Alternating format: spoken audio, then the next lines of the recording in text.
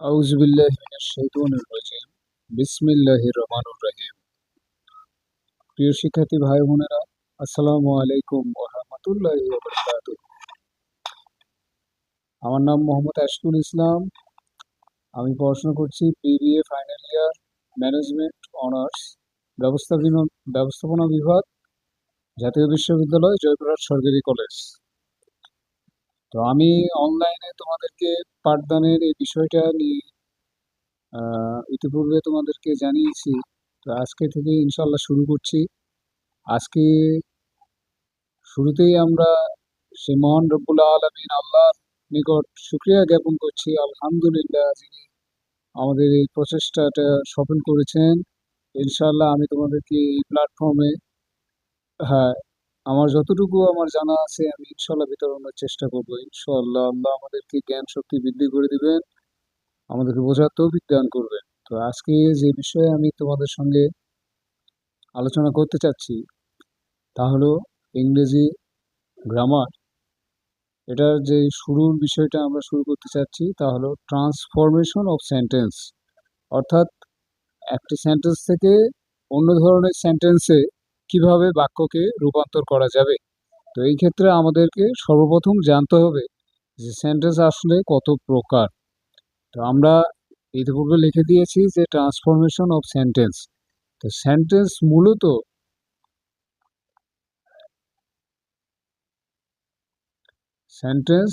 মূলত 5 প্রকার। এক, অ্যাফার্মেটিভ সেন্টেন্স।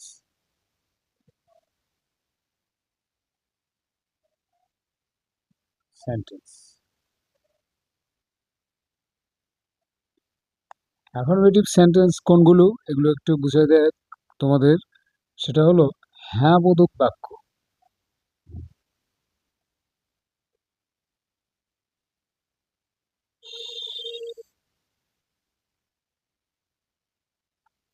হ্যাঁ বোধক বাক্য বলতে কি বোঝায়?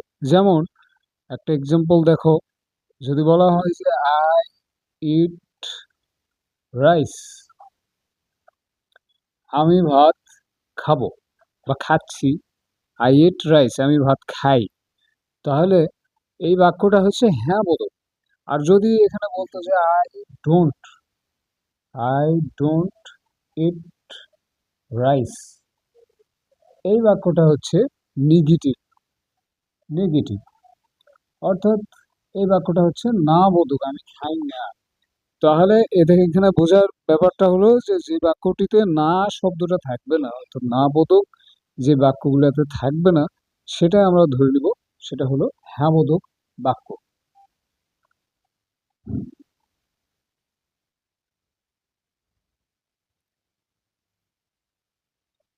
এবার 2 নম্বরে আসি আমরা।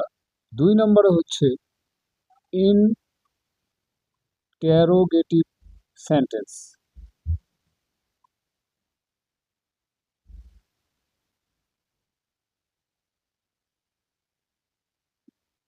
এটা হচ্ছে প্রশ্নবোধক বাক্য।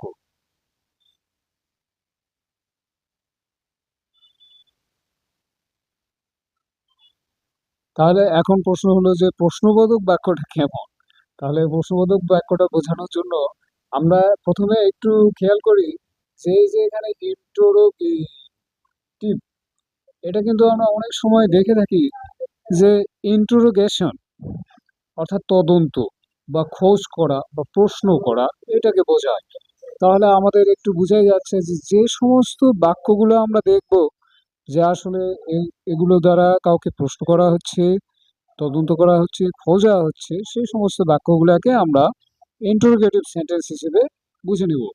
তো এখানে একটা এক্সাম্পল তোমাদেরকে দিই। যেমন যে হোয়াট ইজ ইউর নেম,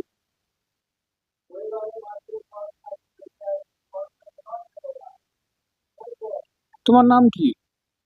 তো এই বাক্যটা কিন্তু একটা প্রশ্ন করছি আমরা যে আসলে তোমার নাম কি। তো এই যে প্রশ্ন করা বোঝাচ্ছে, এই ধরনের সেন্টেন্স যদি আমরা দেখি তাহলে এটা বুঝে নিতে হবে যে আমাদের এই বাক্যটা আসলে interrogative sentence. Hope you understand. খুবই ইজি, একটু মনোযোগ সহকারে শোনো তাহলে পারবে ইনশাল্লাহ। তাহলে ইন্টারোগেটিভ সেন্টেন্স আমরা বুঝতে পারলাম। এবার 3 নম্বরে আমাদের আসবে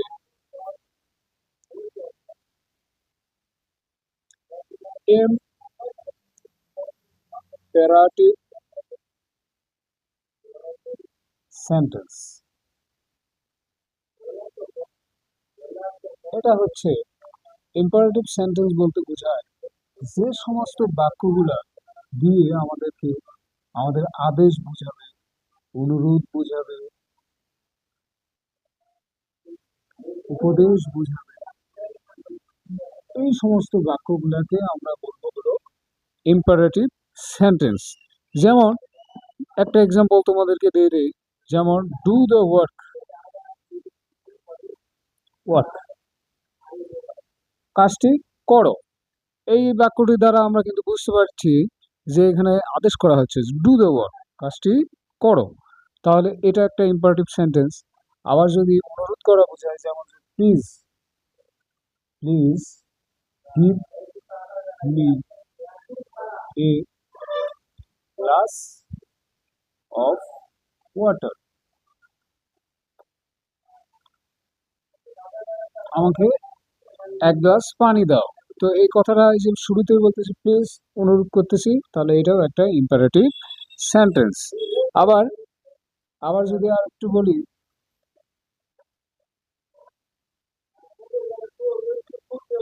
যে ডোন্ট স্পিক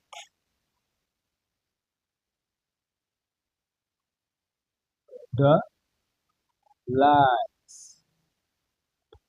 মিথ্যা কথা বলো না। তাহলে এইটা আমি কিন্তু নিষেধ করতেছি। তো এই ধরনের আদেশ, নিষেধ, অনুরোধ, এই সমস্ত যদি বোঝায় কোনো সেন্টেন্স দ্বারা আমরা যদি বুঝি, তাহলে ওটা বুঝে নেবো যে এটা হলো ইম্পারেটিভ সেন্টেন্স।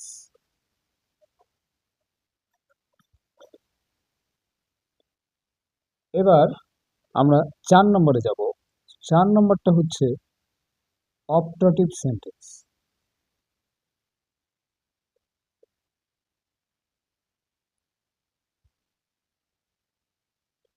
তো অপটাটিভ সেন্টেন্সটা কাকে বলে?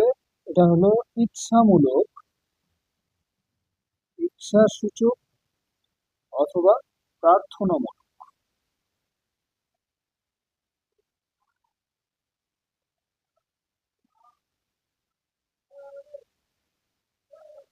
তাহলে এটা কেমন ধরনের, এটাও এক্সাম্পল দিয়ে দিই তোমাদেরকে আমি। এক্সাম্পল যেমন বলতেছে মে আল্লাহ ব্লেস ইউ, ব্লেস ইউ। তাহলে এই বাক্যটা মে আল্লাহ ব্লেস ইউ, আল্লাহ তোমাকে শান্তি দিক বা তোমার উপর রহমত বর্ষণ করুক। তো এই যে আমরা একটা প্রার্থনা করতেছি, তো এইটাও হচ্ছে একটা অপটাটিভ সেন্টেন্স। আলহামদুলিল্লাহ রাব্বিল আলামিন। তাহলে এটা হচ্ছে একটা অপটাটিভ সেন্টেন্স। আবার যদি ইচ্ছা, যেমন I wish I could fly, আমি ইচ্ছে করি যদি আমি উঠতে পারতাম। তাহলে এই যে ইচ্ছা, প্রার্থনা, এই যে এগুলো দ্বারা আমরা যে বাক্যগুলো পড়ে বুঝবো যে এটা দ্বারা ইচ্ছা প্রকাশ পাচ্ছে অথবা প্রার্থনা প্রকাশ পাচ্ছে, সেটা হবে আমাদের কি অপটাটিভ সেন্টেন্স।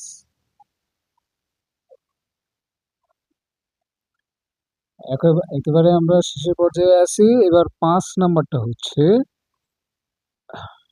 Exclamatory sentence.